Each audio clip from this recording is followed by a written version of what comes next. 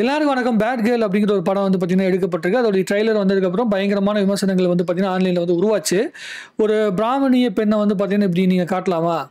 ஒரு பெண் வந்து ஸ்கூல் படிக்கிற பொண்ணு வந்து பார்த்தீங்கன்னா அந்த செக்ஷுவல் தாட்டில் இருக்கிற விஷயங்கள் அது இதுன்னு சொல்லிட்டு வந்து ஸ்டீரியோடைப்பை உடைக்கிறேன் அப்படிங்கிறதுக்காக ஒரு சில படங்களை பண்ணி ஏன் இந்த மாதிரிலாம் வந்து பண்ணிட்டு இருக்கீங்க அப்படிங்கிற மாதிரி விமர்சன கணக்கில் வச்சாங்க. ஏன்னா படத்துடைய ப்ரொடியூசராக வந்து பார்த்தீங்கன்னா வெற்றிமாறன் இருக்காரு, அனுராக் கஷ்யப் இருக்காங்க, இயக்குனர் வேற யாரோ ஒரு பொண்ணு வந்து பார்த்தீங்கன்னா இயக்கியிருக்காங்க. ஸோ அவங்க படம் பண்ணும்போது அதில் ஏன் இந்த மாதிரியான ஸ்டீரியோடைப் பண்ணுறீங்க, ஒரு பர்டிகுலர் கேஸ்ட்டை மட்டும் ஏன் பண்ணுறீங்க அப்படிங்கிற மாதிரி ஒரு விமர்சனம் வந்து எழுந்தது. நான் அதை பற்றி நம்மளும் ஒரு வீடியோ போட்டோம். பட் ஆனால் அதில் ஒரு விஷயத்தை வந்து மென்ஷன் பண்ண மறந்துட்டேன். அதை தான் வந்து இப்போ நம்ம சொல்ல போகிறோம். இந்த படத்தில் வந்து வெற்றிமாறனை பற்றி கேட்கும்போது வெற்றிமாறனை வந்து கேள்வி கேட்கறதுக்குலாம் அவனுக்கு வந்து ரைட்ஸ் இருக்கா அப்படிங்கிற மாதிரிலாம் வந்து ட்விட்டரில் வந்தபோது பல பேர் வந்து கொஷின்லாம் கேட்டிருந்தாங்க நம்மக்கிட்ட. ஸோ அப்போ நான் யோசிச்சு பார்த்தேன், எதை வேணாலுமே சினிமாவாக எடுப்பீங்க, அதை உட்காந்து எதை வேணாலுமே கேட்காம நம்ம பாட்டுக்கு பார்க்கணும் அப்படின்னா தப்பு.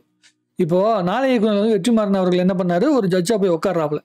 அவர் அங்கே என்ன சொல்றாரு, ஒரு பையன் வந்து நீங்க எடுத்து பாருங்க, பழைய வீடியோலாம் இருக்கும். ஒரு பையன் வந்து ஒரு படம் பண்றான். அந்த படத்துல வந்து அவருக்கு இது பண்றான், இந்த மாதிரி கேரக்டர் இருக்கவங்க இப்படி தான் இருப்பாங்க அப்படிங்கிற மாதிரி ஏதோ ஒரு ஷார்ட் ஃபிலிம் பண்ணிடுறான். அதை வந்து அவர் இஷ்டத்துக்கு கேள்வி கேட்கிறார். என்னன்னா, எப்படி நீ அந்த கேள்வி கேட்கலாம், நீ எப்படி அப்படி ஸ்டீரியோடைப் பண்ணலாம், அவங்கன்னா இப்படி தான் இருப்பாங்களா, சேரியில் இருக்கவங்கன்னா இப்படி தான் இருப்பாங்களா அப்படின்னு கேட்கறது. சேரியில் இருக்கவங்களாம் அப்படி தான் இருப்பாங்கன்னா ஐயர்னு ஒருத்தவங்க பிறந்தாலும் இப்படி தான் இருப்பாங்களா? இப்போ இந்த மனநிலையில் உள்ளவங்க இந்த சமூகத்தில் எத்தனை பேர்? இப்போ வந்து நான் நினைச்சதெல்லாம் பண்ணணும், என் குடும்பத்தை எதிர்த்து பண்ணணும், குடும்பத்தை எதிர்த்துட்டு போய் குடும்பம் வந்து எது எதெல்லாம் செய்யக்கூடாதுன்னு சொன்னாங்களோ அதை போயிட்டு வந்து நான் வெளியே போய் பண்ணுங்கன்னு சொல்லி நினைக்கிறவங்க ஆட்கள் வந்து எத்தனை பேர்? இந்த சமூகத்தில் மெஜாரிட்டியான ஆட்கள் இருக்காங்களா? ரொம்ப கம்மியான ஆட்கள் தானே இருக்காங்க. அப்போ அந்த கம்மியான ஆட்களை விட ரொம்ப ரொம்ப கம்மி 1% 2% பேர் தான் இதெல்லாம் எதிர்த்துட்டு இந்த குடும்பங்கிற அந்த கூட்டை உடைச்சிட்டு வெளியே போயிட்டு வந்து எல்லாத்தையும் செய்யணும்னு ஆசைப்படுறவங்களோட எண்ணிக்கை கம்மி. அதுக்குள்ளே இருக்கவங்க வந்து எடுத்திருக்கிற அந்த முறைகள் இந்த ட்ரெய்லரில் நீங்கள் பார்த்தீங்கன்னா உங்களுக்கே தெரியும். குடிக்கிறது, தம் அடிக்கிறது, அப்புறம் செக்ஸை பற்றி பேசுறது, இது மட்டும்தான் அவங்களுடைய தாட் ப்ராசஸாகவே அந்த ட்ரெய்லரில் காட்டப்பட்டிருக்குது. கதைக்குள்ளே அவங்க என்ன வேணாலும் சொல்லிட்டு போ, எதை வேணாலும் சொல்லிட்டு போ. கடந்த 2 வருஷங்களுக்குள்ள நான் பார்த்த வரைக்கும் தமிழ் சினிமாவுக்குள்ள இந்த பிராமண சம்பந்தப்பட்டவங்க அந்த பார்ப்பன எதிர்ப்புங்கிற ஒரு வார்த்தையை பயன்படுத்துவாங்க அரசியல். ஸோ அதை ஏதாவது ஒரு வகையில் வந்து உள்ளுக்குள்ளே கொண்டு வரணும் அப்படின்னு சொல்லி பண்ணிட்டு இருக்கிறாங்க. நீங்கள் போய் என் கேஸ்ட்டை போய் தேடி பாருங்க, நீ அதை சொல்லிட்டு இருந்தோம்னா உடனே நம்மளோட ஜாதி என்னன்னு சொல்லி போய் தேடிட்டு இருப்பாங்க. நான் வந்து அந்த கேஸ்ட்டே கிடையாது. என்னை பொறுத்த வரைக்கும் என்னன்னா, நான் வந்து பாரதியாரை வந்து எனக்கு ரொம்ப பிடிக்கும். அதனால பாரதியார் வந்து வந்து பார்ப்பனர் அப்படிங்கிறனால பாரதியாரை வந்து நீ படிக்கக்கூடாதுன்னு சொல்லுவேன். நீ அப்போதுக்கு மனப்பாட பகுதியில் வச்சிருக்காங்க, புரியுதுங்களா? பெரியார் வந்து இந்த சமூகத்துக்கு மிக முக்கியமானவர். அவர் எதுக்கு நீங்கள் கொண்டு போயிட்டு வந்து சமூக அறிவியல் வெறும் ஒரு பக்கத்தில் வச்சுருக்கீங்க, மனப்பாட பகுதியில் கொண்டு வருவீங்க தானே பெரியாரை? எந்த கருத்துக்கள் மக்களுடைய மனசுக்குள்ளே ஆழமாய் போய் சேரணுமோ அது வந்து மனப்பாட பகுதியில் இருக்குது. எந்த கருத்தை வந்து தெரிஞ்சுக்கிட்டு விமர்சனத்துக்கு உள்ளாக்கணுமோ அந்த கருத்தெல்லாம் வந்து பார்த்தீங்கன்னா சமூக வெயிலில் இருக்குது. பெரியார் வந்து ஒரு செய்தி, ஆனால் பாரதியார் அப்படிங்கிறது இந்த சமூகத்துடைய வேர். ஸோ பாரதியார், பாரதிதாசன், கண்ணதாசன், அப்புறம் வீரமாமுனிவர் அப்படி இப்படின்னு நீங்கள் ரிவர்ஸில் போனீங்கன்னா தமிழ் அறிஞர்கள் அத்தனை பேருமே தான் இந்த தமிழை காப்பாற்றிருக்காங்க. தமிழை காப்பாற்றுற மாதிரி படம் பண்ணுங்கன்னா எவனோ ஒருத்தர் ஏதோ ஒரு நாட்டில் வந்து ஒரு சித்தாந்தம், இந்த விடுதலை தூண் ஒரு படத்தை வெற்றிமாறன் அதில் ஃபுல்லாக கம்யூனிஸ்ட் சித்தாந்தம் வந்து பேசியிருக்காங்க. கம்யூனிஸ்ட் சித்தாந்தத்தை மறந்து ரொம்ப நாள் ஆச்சு. இப்போ நியாயப்படி பார்த்தீங்கன்னா சைனா வந்து ஒரு கம்யூனிஸ்ட் கண்ட்ரி, ஆனால் சைனா வந்து நியாயப்படி தன்னுடைய நாட்டுடைய வியாபாரத்தை மட்டும் தான் பார்க்கணும், வேறு யாருமே தன்னோட நாட்டுக்குள்ளே வியாபாரம் பண்ண விடக்கூடாது. அப்படி தான் சைனா நடந்துட்டு இருக்குதா? அவங்க வந்து கம்யூனிஸ்ட் சித்தாந்தத்தையே ஃபாலோ பண்ணால் கூட அதுக்குன்னு ஒரு லிமிடேஷன் வச்சு தான் நடத்திட்டு இருக்கிறாங்க. நம்ம தமிழ்நாட்டு கம்யூனிஸ்டையோ இல்லை வந்து இந்தியாவில் இருக்க கம்யூனிஸ்ட் கட்சியை பற்றி நம்ம சொல்லவே வேண்டியதில்லை. ஸோ எதுவுமே எடுபடாமல் அதே மறந்து போன ஒரு விஷயத்த 1970 நடந்துச்சு, 1980 நடந்துச்சுன்னு சொல்லிட்டு ஒரு கதையை எடுத்துகிட்டு வந்து தான் இங்கே பேசிட்டு இருக்காங்க.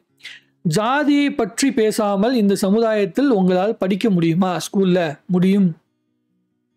ஜாதியை பற்றி பேசாமல் உங்களால் காலேஜை முடிச்சு டிகிரி வாங்க முடியுமா? இப்பொழுது இந்த சமுதாயத்தில் முடியும். வேலை வாங்க முடியுமா? முடியும்.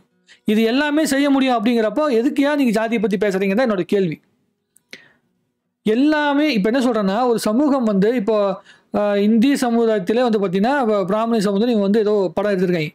அந்த பிராமண சமுதாயத்தை சேர்ந்தவங்க தானே முதல்ல இங்கே படிக்கிறதுக்கு உண்டான வாய்ப்புகளே உருவாக்குனாங்க. அவங்க வந்து பிரிட்டிஷ்காரங்களுக்கு வேலை செஞ்சாங்க, அதை பண்ணாங்க, இதை பண்ணாங்கன்னா அப்பயும் வேலைக்கு அவங்க அனுப்பியிருக்காங்க, படிக்க வச்சிருக்கிறாங்க, எல்லாமே தான் பண்ணியிருக்காங்க. நான் சொல்கிறேன், இங்கே இருக்கிற எல்லா ஜாதிக்காரங்களுமே பெண்களை அடிமைத்தனமாகத்தான் பார்த்து கொண்டிருந்தாங்க. ஒரு லிமிட்டுக்கு மேலே பெண்களை அடிமைத்தனமாக வச்சுருந்தா இந்த சமூகம் நடக்காது. ஒரே ஒருத்தர் வந்து சம்பாதிச்சு இங்கே வேலை நடக்காது அப்படிங்கிற அந்த இடம் வந்து சேரும்போது தான் இங்கே புரியுது பெண்களும் வேலைக்கு போக முடியும் அப்படிங்கிற இடத்த நோக்கி ஆண் சமுதாயம் வருது. இந்த சமுதாயம் ஒரு ஆணாதிக்க சமுதாயம் தான். இதே ஆணாதிக்க சமுதாயத்திலேருந்து ஒரு பெண்ணை வந்து பெண்ணிய கருத்தோட காட்டணும் அப்படின்னு சொல்லி பார்த்தீங்கன்னா நம்மளுடைய இவர் பாரதி தாசங்கிறவங்க நம்முடைய பாலச்சந்தர் சார் வந்து படம் எடுத்திருந்தார்ல, அச்சமில்லை அச்சமில்லை ஒரு படம் இருக்குன்னு நினைக்கிறேன். அந்த படமா இருக்கட்டும், அவருடைய படங்கள் வர சிந்து பைரவியா இருக்கட்டும், எத்தனையோ படங்கள் இருக்கு. எல்லா படங்கள்லையுமே ஒரு பெண்ணை வந்து எவ்வளவு தைரியமான பெண்ணா காட்டுறாரு. கல்கி திரைப்படம் அதுல எவ்வளவு தைரியமான பெண்ணா வந்து காட்டியிருக்காரு. அந்த மாதிரியான கதைகள் எடுக்காம இவங்க என்ன பண்றாங்கன்னா, ஏதாவது ஒரு படம் எடுத்தா பரவாயில்லைங்க, எல்லா படத்துலையுமே ஏதோ ஒரு ஜாதியை கேள்வி கேட்கணும், ஏதோ ஒரு ஜாதி கூட வந்து சண்டையை உருவாக்கணும். அதாவது ஒரு படம் எடுத்து அந்த படம் விமர்சனமானா தப்பு இல்லை, விமர்சனம் ஆகிறதுக்காகவே ஒரு படம் எடுக்கிறது, அப்பதான் அது வியாபாரம் ஆகும். வியாபாரம் ஆகணும்னா நம்ம விமர்சனத்தை உருவாக்கணும் அப்படிங்கிற மாதிரி படங்கள் பண்ணுகின்ற இடத்தை நோக்கி தமிழ் சினிமாவுடைய இயக்குநர்கள் மாறி போயிட்டு இருக்கிறாங்க. இது தமிழ் சினிமாவுக்கு ஒரு மிகப்பெரிய சாபக்கேடான ஒரு இடத்தை நோக்கி நகர்த்திடும். நீங்க வந்து எங்களுக்கு பாடம் எடுக்கணும், இல்லை உங்களுடைய அரசியலை வந்து நீங்க சொல்லிக் கொடுக்கணும்னா தாராளமா ஒரு மேடை போட்டு வெற்றிமாறனின் அரசியல், அமீரின் அரசியல், மிஷ்கினின் அரசியல், அப்புறம் மாரி செல்வராஜின் அரசியல், பாரஞ்சித்தின் அரசியல், மோகன்ஜியின் அரசியல் அப்படின்னு எல்லாரும் தனித்தனியாக ஒரு மேடை போட்டுங்க. எல்லா ஜாதி சம்பந்தப்பட்ட படம் இருக்கிற எல்லா இயக்குனரும் தனியாக ஒரு மேடை போட்டு ஒரு பாட்காஸ்ட்டை போட்டு இதுதான் என்னுடைய ஜாதியை பற்றி கருத்து, கம்யூனிஸ்டத்தை பற்றி கருத்துன்னு உட்காந்து பக்கம் பக்கமாக பேசு, யூடியூப்ல உட்காந்து வீடியோ பார்த்துட்டு போகிறோம். ஆனால் ஜாதி மதம் எதையுமே பார்க்காம தேட்டருக்குள்ள வர அந்த தேட்டருங்கிற ஒரு இடம் இருக்குல்ல, அந்த இருட்டு அறை இருக்கு தெரியுமா, அந்த தேட்டருங்கிற அந்த இருட்டு அறை அதுக்குள்ள மட்டும்தான் எல்லா எந்த ஜாதியும் பார்க்காம பக்கத்து சீட்ல உட்காந்துட்டு இருக்கேன். அங்க உட்காந்து நீ மேடையில போய் அங்க போய் வந்து ஒரு படத்தை போட்டு அதுக்குள்ள ஜாதியவும் பிரிவினைகளையும் தூண்டுற மாதிரி படங்கள் எடுத்துட்டு இருந்தா அது யாருக்கு என்ன பலன் அப்படிங்கிறத இங்க கேள்வி. இதுல என்னன்னா அனுராக் கஷ்யப்பும் அந்த படத்துடைய இயக்குனர் 2 பேருமே பிராமண சமுதாயத்தை சார்ந்தவங்க தான். அவங்களுடைய சமுதாயத்துக்குள்ள இருக்கிற பிரச்சனைகளை அவங்க படமா எடுத்திருக்காங்க. எடுக்கட்டும், அவங்க எடுக்கட்டும், அதோட நீ நிறுத்துவியா? சரி அவங்க எடுத்துட்டாங்க, சரி அவங்க வந்து நீங்க தான் சொல்லணும். ஏற்கனவே இங்கே தமிழ்நாட்டில் அந்த மாதிரி தான் படங்கள் வந்துட்டு இருக்கு, நீங்க இந்த மாதிரி படங்கள் பண்ணீங்கன்னா இன்னும் அது தவறான இடத்தை நோக்கி தான் நகர்த்தும். பட் ஆனால் எனக்கு வியாபாரம் ஆயிரும் அப்படிங்கிறதுக்காக நான் படத்தை ரிலீஸ் பண்ணிக்கிறேன் அப்படிங்கிற மாதிரி தான் ரிலீஸ் பண்ண மாதிரி தெரியுது. வெற்றிமாறன் அவர்கள் வந்து எல்லா இடத்துலையுமே நியாயமா இருக்காரு, எல்லா இடத்துலையுமே சரியா இருக்காருன்னு சொல்லக்கூடாது. எனக்கு வெற்றிமாறன் ரொம்ப பிடிக்கும், ஒரு இயக்குனராக ரொம்ப ரொம்ப பிடிக்கும்.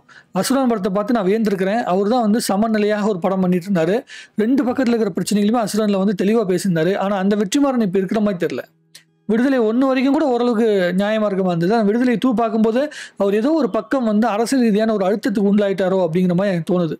அரசியலை பேசணும் அப்படின்னு முடிவு பண்ணி அவருடைய அந்த கிராஃப்டிங்கை மறந்துட்டாரோ அப்படிங்கிறது தான் எனக்கு வந்து தோணிட்டு இருக்குது. பாலுமகேந்திரா சார் இருந்தால் இன்னும் அழுத்தமாக கேள்வி கேட்டிருப்பாரு, அவர் இல்லாதனால நம்ம கேட்க வேண்டிய சூழ்நிலை வந்திருக்கு அப்படிங்கிறது என்னுடைய பார்வை. இன்னொரு விஷயம் சொல்லிட்டு நான் வீடியோ முடிக்கணும்னு நினைக்கிறேன். வெற்றிமாறன் அவர்கள் வந்து ஒரு மேடையில் பக்கமாக கோவப்பட்டார். விடுதலை 2 ஆடியோ லான்ச் அப்போ நினைக்கிறேன், படத்துடைய லான்ச் அப்போ கோவப்பட்டார், மைக் வச்சுட்டு போனார். அதான் டீமுன்னு சொல்லிட்டேனேடா, டீமுன்னு சொல்லிட்டேன்னா நம்ம எல்லாருமே சேர்ந்து தாண்டா அப்படின்னு வந்து மைக் வச்சுட்டு போனார். ஆனால் அது பேசுறதுக்கு முன்னாடி தன்னுடைய குடும்பத்தை சேர்ந்த அத்தனை பேரை பற்றியும் சொல்கிறார். தன்னுடைய அக்கா, அவருடைய மாமன், அதுக்கப்புறம் அவருடைய ஃபேமிலி எல்லாத்தோட பேரையும் சொல்லிட்டு போகிறார். அதாவது ஒரு பொதுவான ஒரு படத்தில் வந்து ஒரு விடுதலை அப்படிங்கிற படத்தில் ஒரு 1000 பேருக்கு மேலே வேலை செஞ்சுருப்பாங்க, 1500 பேருக்கு மேலே வேலை செஞ்சுருப்பாங்க. அந்த 1500 பேரையும் வந்து முன்னாடி நிறுத்திட்டு தன்னுடைய குடும்பத்தை பின்னாடி நிறுத்துறவன் தான் ஒழுங்கான ஒரு கலைஞன் அப்படின்னு நான் நினைக்கிறேன். தன் குடும்பத்தை வந்து ஃபுல்லாக சொல்லுவேன், ஆனால் என்னுடைய ஒட்டுமொத்த குழுவும் சேர்த்து குழுன்னு தான் சொல்லுவேன் அப்படின்னு சொல்கிற அந்த மனநிலை இருக்குல்ல, அந்த ஸ்டீரியோடைப்பை உடைக்க வெற்றிமாறன் சார். அப்போ தான் நல்லாயிருக்கும் அப்படின்னு நினைக்கிறேன். அப்போ தான் நீங்கள் சமநிலையை ஃபாலோ பண்ணுறீங்க அப்படின்னு அர்த்தம். இந்த பாலுமகேந்திரா சார் ஒரு மேடையில் பேசினார், அவருடைய குரு வச்சே சொல்கிறேனே.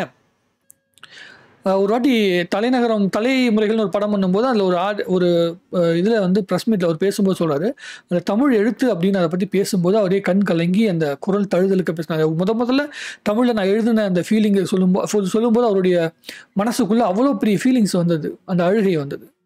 அவர் வந்து பயங்கரமான ஒரு விஷயத்தை உங்களுக்கு கொடுத்துட்டு போயிருக்காரு. பாலுமகேந்திரா சார் வந்து ஒரு அற்புதமான அந்த கலையை வந்து உங்களுக்கு சொல்லி கொடுத்துட்டு போயிருக்காரு. உங்களை நினச்சி பெருமைப்பட்டு போயிருக்காரு. நீங்கள் வந்து இந்த சமுதாயத்தை நல்ல நல்ல திரைப்படங்கள் பண்ணணும். அதாவது ரவுடிசம் பண்ணுறவனை வந்து ஹீரோவாக காட்டுறதுலேருந்து எல்லாமே நம்ம பண்ணிட்டோம். ஏதோ ஒரு படத்தில் ஒரு கதையாக அதை பார்க்குறோம் அப்படின்னா அது ஓகேங்க. ஆனால் எல்லா படங்களுமே அந்த மாதிரியே ஒரு தோற்றத்தில் வருதுன்னா ஒரு தப்பான ஒரு இடத்த நோக்கி நம்ம நகரோம் அப்படின்னு நினைக்கிறோம். ஏன் ஒரு கிரிமினலை தான் ஹீரோவாக காட்டணுமா? நீங்கள் சொல்கிற மாதிரி ஒரு நல்ல ஒரு ஹீரோவாக காட்டி அதுக்குள்ளே இருக்கிற விஷயங்கள் காட்டலாம். இந்த ஜாதி கட்டமைப்பெல்லாம் உடைச்சிட்டு ஒருத்தவங்க வந்து எப்படி அற்புதமாக பாசிட்டிவிட்டியோட ஒருத்தவங்க மேலே வந்தாங்க அப்படிங்கிற ஒரு படம் பண்ணலாம். அதெல்லாம் ஏன் பண்ணுறதுக்கு யோசிக்க மாட்டேங்கிறாங்க? அப்படிலாம் படம் பண்ணால் மக்கள் ஏற்றுக்க மாட்டாங்களா? ஒரு காலத்தில் அப்படி தானே இருந்துச்சு. அதை தானே மக்கள் பார்த்து ரசிச்சுட்டு இருந்தாங்க. ஜாதி பேர்லேயே படம் ரிலீஸ் ஆகும்போது கூட அங்கே ஜாதி சண்டையே வரலையே. இப்போ ஜாதிங்கிற பேரை சொல்லாமல் உள்ளுக்குள்ளே எல்லாமே ஜாதியில் நம்ம வாந்தி எடுத்து வச்சுருக்கோம். இதையெல்லாம் தாண்டி படம் பண்ணால் கண்டிப்பாக இந்த கான்ட்ரவர்சிலாம் தாண்டி வரும்னு நினைக்கிறேன். வெற்றிமாறன் வந்து ஒரு அற்புதமான இயக்குனர், தமிழ் சினிமாவுடைய மிக முக்கியமான ஒரு இயக்குனர். ஆனால் அவர் இந்த மாதிரியான ஒரு குறுகிய மனநிலைக்குள்ளே மாட்டியிருக்கார் அப்படிங்கிற பார்க்கும்போது எனக்கு ரொம்ப வருத்தமாக இருக்குது. உங்களுக்கு என்ன தோணுதோ நீங்கள் கமெண்ட்டில் எழுதிக்கிங்க. இது எனக்கு தோணுன விஷயத்த நான் சொல்லிட்டேன். நன்றி, வணக்கம்.